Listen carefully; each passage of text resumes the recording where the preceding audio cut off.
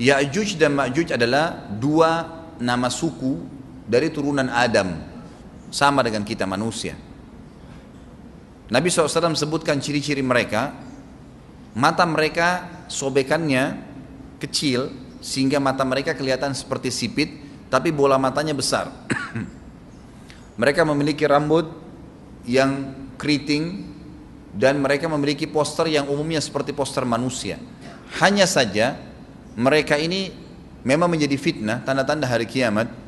Mereka tidak berbaur dengan manusia yang lain.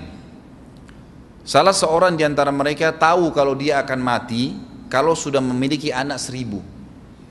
Tidak ada pengikutnya dari manusia biasa.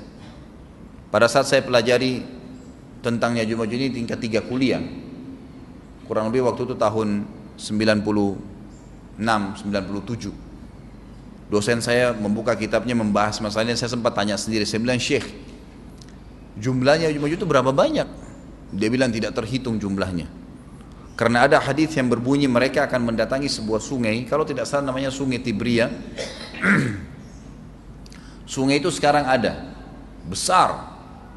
Bayangkan sungai ya, airnya banyak mengalir. Kata Nabi SAW, mereka akan mampir dan minum di situ. Mereka semua minum air sungai itu, dan yang terakhir dari mereka datang sudah nggak dapat air. Artinya air sungainya habis diminum.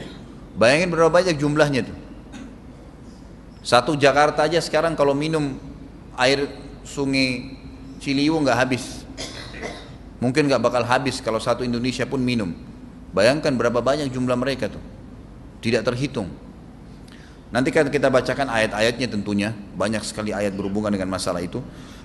Tapi yang jelas pada saat itu Nabi SAW mengatakan, Allah berfirman kepada Isa, berkata, wahai Isa, aku akan mengeluarkan hamba-hambaku yang tidak ada seorang pun dari kalian bisa mengalahkannya, termasuk Isa alaihissalam, nggak bisa mengalahkan.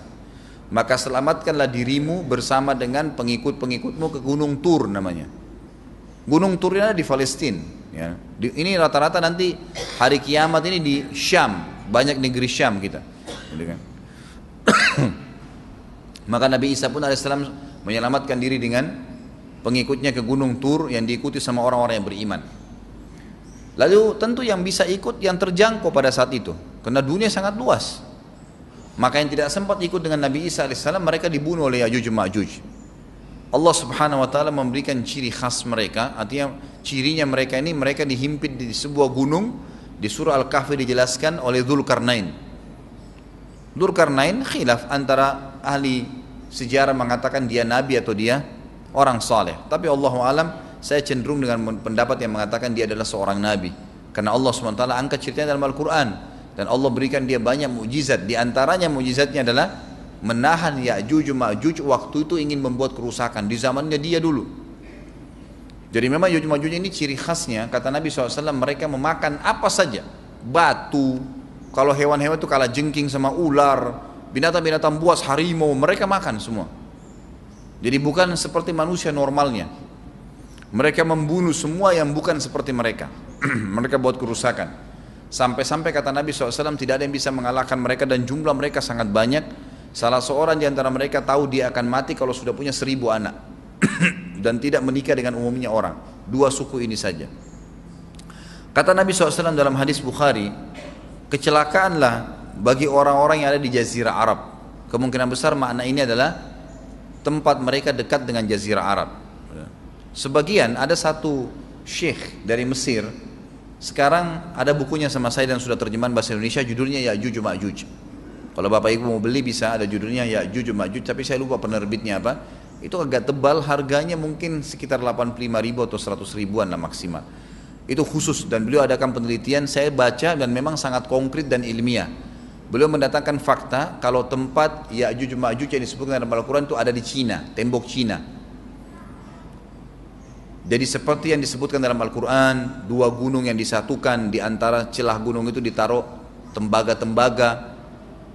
Pernah pemerintah Cina mendapatkan ada celah dari tembok Cina itu yang bolong, waktu mereka mau tempel bolongan itu dengan batu tanah yang mereka biasa taruh sekarang, ternyata di dalam itu ada tembaga yang mengeras, dan seperti disebutkan dalam Al-Quran. di mana ya Zulkarnain mempertemukan antara besi-besi yang ditumpuk lalu dipanasi, dibakar sehingga menjadi meleleh, kemudian disirami lagi dengan timah yang meleleh juga dan dibiarkan kering sehingga menjadi tembok besi. Kata Nabi SAW, kecelakaan bagi orang-orang yang Jazirah Arab karena telah terbuka dari lubangnya Yajuj Majuj sebesar ini. Udah kasih isyarat dengan jari ibu jari sama jari tengahnya. Artinya mereka sudah bisa melihat keluar.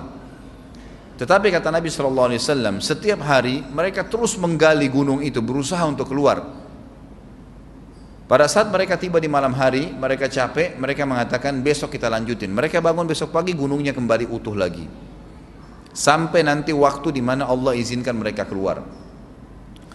Pada saat mereka keluar, maka mereka akan mulai membuat kerusakan. Ada di halaman 82 ya. Al-Anbiya 96 sampai 97 ayatnya. Ingatlah hingga apabila dibukakan tembok Ya'juj Ma'juj, bolong, jebol, dan mereka turun dengan cepat dari gunung-gunung itu, dari seluruh tempat yang tinggi. Kita tahu itu jaraknya berapa ratus kilometer, bahkan mungkin ribuan kalau nggak salah ya. Semuanya itu akan dipenuhi Ya'juj Ma'juj, dan telah dekatlah, kalau sudah terjadi itu, kedatangan janji yang benar, maksudnya hari kebangkitan. Maka tiba-tiba terbelalaklah mata orang-orang kafir. Mereka berkata, aduhai celaka kami, sesungguhnya kami dalam kelalaian tentang ini, bahkan kami adalah orang-orang yang zalim. Kenapa? Karena Ya'juj Ma'juj tidak lihat apakah kafir atau beriman. Mereka tidak butuh, bukan seperti Dajjal ya. Dajjal butuh jadi pengikutnya, oke, aman. Ini enggak, siapa saja ditemuin dibunuh. Dia enggak pandang, enggak mau tanya kamu dari suku mana, kamu agama apa, tidak dipandang. Orang-orang muslim pada saat itu, orang-orang muslim pada saat itu yang ikut dengan Nabi Isa AS berhasil selamat. Walaupun pada saat itu di muka bumi umumnya orang sudah beriman.